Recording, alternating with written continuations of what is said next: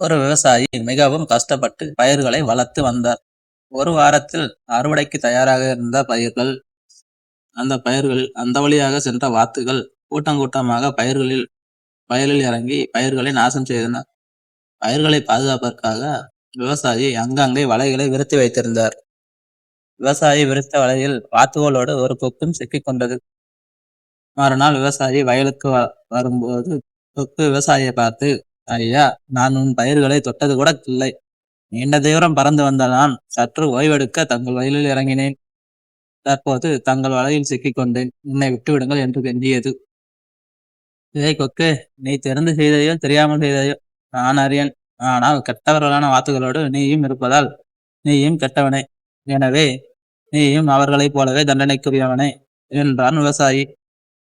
கொக்கு மிகவும் வருந்தியது. கதையின் நீதி: கெட்டவர்களின் சிநேகத்தால் நல்லவர்களும் தண்டனை அடைய நேருகிறது.